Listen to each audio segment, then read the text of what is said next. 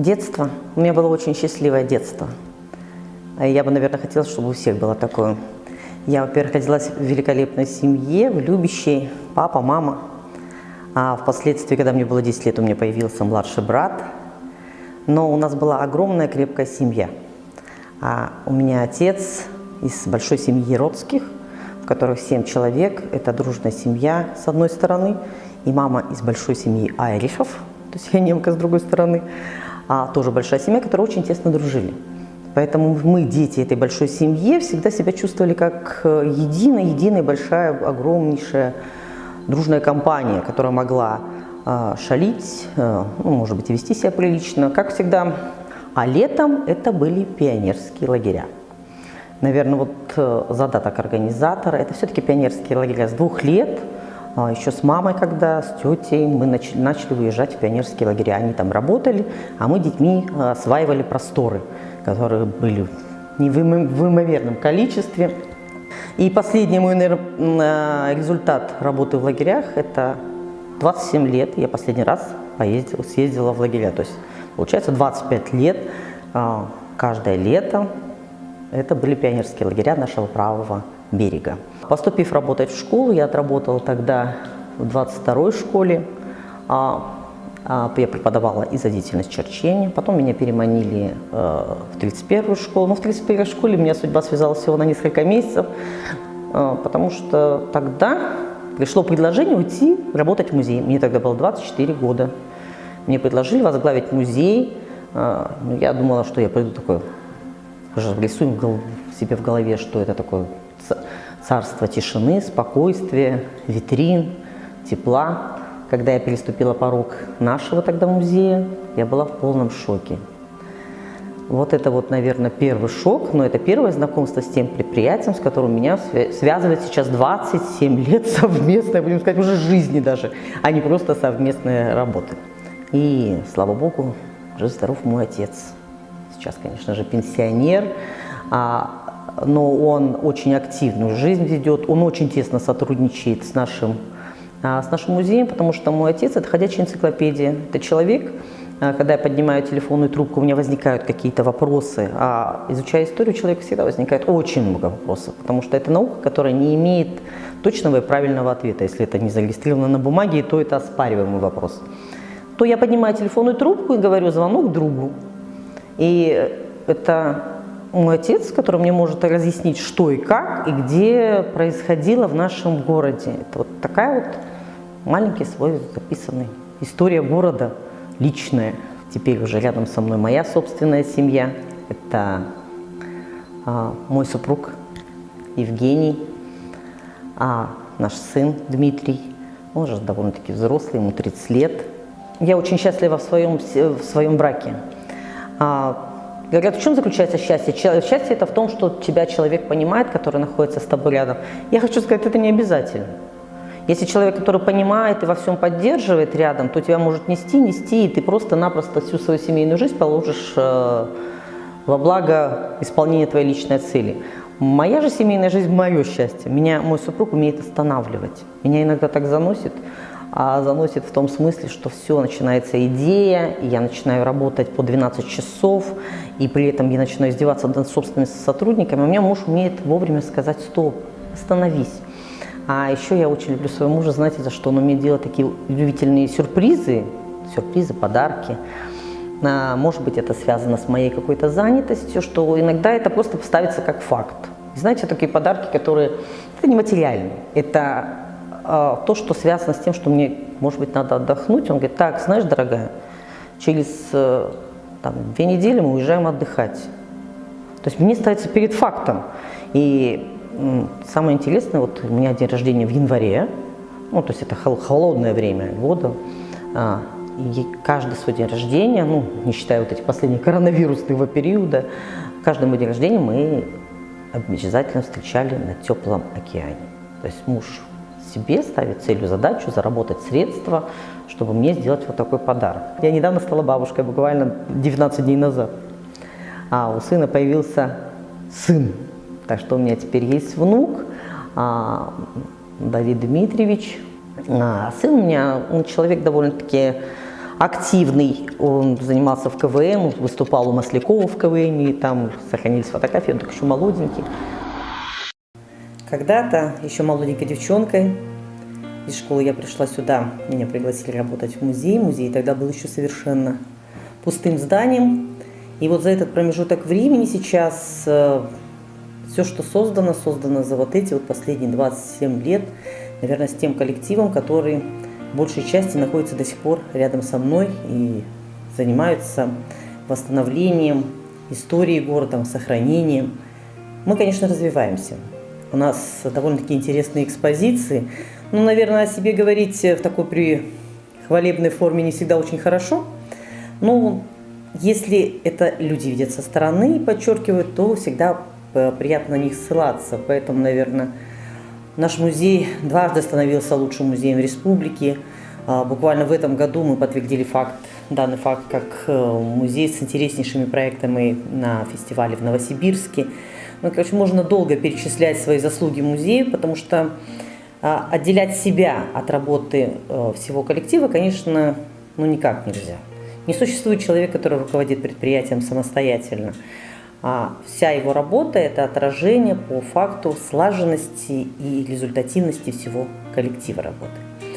Ну, наверное, удобнее всего, сейчас вспомнить и рассказать о тех промежутках времени, когда наш музей был еще совершенно пустым зданием, то есть это было такое пустое помещение, в котором можно было применить собственную фантазию, воображение. Пусть на это не хватало денег, мы изыскивали, огромное спасибо нашим спонсорам, которые до сих пор сейчас живут в городе Темиртау, которые помогли нам построить это, то, что сейчас существует. И нам, наверное, мы самые везучие. То есть на пустом месте мы создавали то, что мы видим, как мы это чувствуем. Ну, были еще особые, наверное, задания, ложились на коллектив. Когда-то в 2010 году к нам обратились, сказали, что в городе Темиртау есть решение создать историко-культурный центр. Теперь это историко-культурный центр первого президента, который мы в течение 6 месяцев, не покладая рук, создавали всем коллективом, поэтому родители этого центра тоже находятся сейчас здесь и занимают должности старших научных сотрудников и научных сотрудников музея. Если задаться вопросом, за что же я люблю свою профессию, которой я отдала 27 лет своей жизни, наверное, за непредсказуемость, за возможность открывать что-то новое, а при этом еще занимаемая мною должность позволяет открытое новое показать так, как вижу это я и как это видят мой коллектив, то есть те, кто работает рядом со мной. Вот это вот возможность. Возможность, знаете, радоваться каждой новой буковке, каждой новой найденному документу и бумажке. Для меня история это, она у меня в руках, а не в книжках. И за это я, наверное, люблю свою профессию. Я работаю в музее давно, с 2000 года, под руководством Натальи Дмитриевны Скориковой. Можно сказать простыми банальными словами, что я благодарна судьбе, что я попала в этот музей. Но я хочу сказать, что по профессии я театральный художник, и то, что я попала в этот музей, мне здесь работается, почти как в театре, только мини. То есть сам себе режиссер, сам себе художник, и я очень люблю устраивать инсталляции. Это как в театре тоже, вешаешь, там что-то делаешь, создаешь обстановку, антураж, все. Вот. Работается под руководством Натальи Дмитриевны очень хорошо, потому что это человек неуемной энергии, очень прогрессивный, в курсе всех событий, и она никогда не успокаивается на одном, на что-то. Мы всегда пробуем новые какие-то технологии, новые методы, и вообще с ней не соскучишься, можно сказать, простыми словами. Вот. Я художником здесь работаю как оформитель, но я рисующий художник. Я участвую во всех выставках, член дизайнеров Союза дизайнеров Казахстана я. Вот. Это моя работа, называется «Собеседники». Выполнена она гуашью, смешанной техникой, на картоне обыкновенном, который из-под холодильника. Это очень благодарный материал, мне очень нравится, потому что он ни к чему такому, ни рамок не надо, свободно. Наверное, мы привыкли здесь в музее работать свободно, выражать свободно свои мысли, свои идеи. Наверное, вот этим всем мне нравится здесь работать. Монеты, касающиеся региональной. У нас же общая коллекция, касающаяся истории становления всей денежной системы периода от от самых древнейших времен до сегодняшнего дня. Ну, конечно же, эта коллекция не мы сами собрали, нам ее подарили. То есть это вот что значит хорошие дружеские отношения с нашими коллекционерами. Яковлев Александр Эдуардович, огромное ему спасибо. Этому залу в этом году исполнилось уже 20 лет. Это один из первых залов, который мы создали. Неделю назад я выступала в министерстве, нас приглашали как самый интерактивный и туристически интересный музей.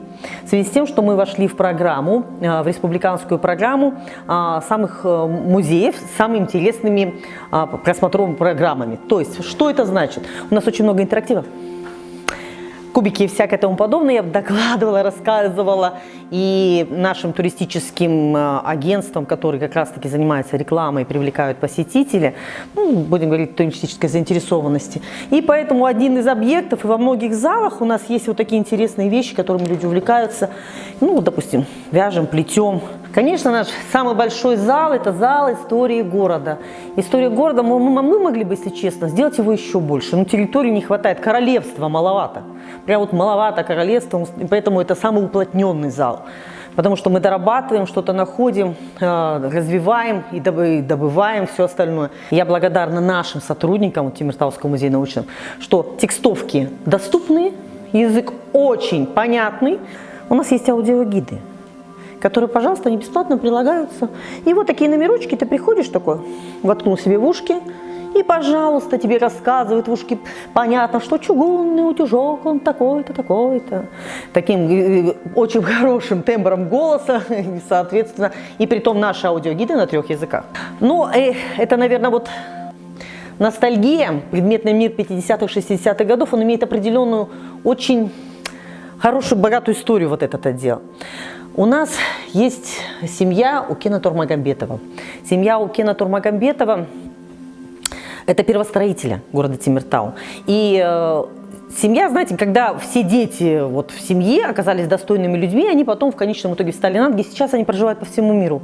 Это Соединенные Штаты Америки, это Россия, где... Но уезжая отсюда, они не выкинули вещи своего отца. Они просто все передали в музей. И мы решили сохранить эту обстановку вот так, как она есть. Наверное, потому что свой город я знаю вот уже почти 52 года. Этот город строился на моих глазах, и я в нем не вижу столько недостатков, которые вот как-то освещают, пишут. А еще ко всему прочему, я, наверное, знаю его изнанку, я знаю его историю. Я знаю историю людей, которые строили этот город, которые вообще создавали его.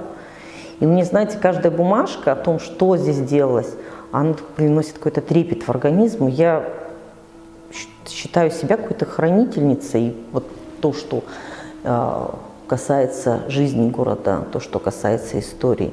И для меня очень ценно, что я знаю людей, которые здесь живут очень многие годы. Очень ценю их внимание, дружбу, отношения. И поэтому я, наверное, не само понятие город люблю. Я люблю тех людей, которые здесь живут. Вот мы темиртаусцы, ну я себя могу так сказать, что мы темиртаусцы, мы имеем какое-то определенное внутреннее содержание, которое отличается от других жителей, от других городов. И я знаю, что если объявить СОС, то вот коренные темиртаусцы, вы знаете, они откликаются, и я не раз уже этот СОС объявляла и обращалась, и помогут, и поддержат тебя как лично, и поддержат тебя как профессионалы. Мне очень нравится наше побережье Самаркандского водохранилища. Я хочу, чтобы многие полюбили, и мы сейчас пытаемся вот QR ввести везде, да, чтобы люди не просто путешествовали по городу, сказать, опять 155-е серое здание. Нет, а вот прочитав, что в этом здании происходило данное событие, о котором они даже знать не знали. Ты же начинаешь влюбляться в том, что когда узнаешь, какая ценность. Мне бы, конечно, очень, знаете, хотелось, чтобы у нас было, по-моему, больше скверов. Вот это моя мечта. Вот прям таких, пусть они небольшие скверы, да, мы город степной, у нас не может быть тут лесов, да, огромных. Ну, хотя бы то, что у нас растет. Вот, допустим, перед нашим же историко-краеведческим музеем такой вот сквер, это выкупленная территория, очень жаль, вот ее бы облагородить, это прекрасный сквер для прогулок. Пусть там будет кустарник, скамеечки. Может, ты получаешь удовольствие от вот этого вот беготни детей, женщин, мужчин на скамеечках, сидящих, приглядку. Такое умиротворение появляется на душе, какое-то чувство благостности. Ну, я люблю радоваться мелким вещам, а не каким-то глобальным решениям и построенным новым предприятиям.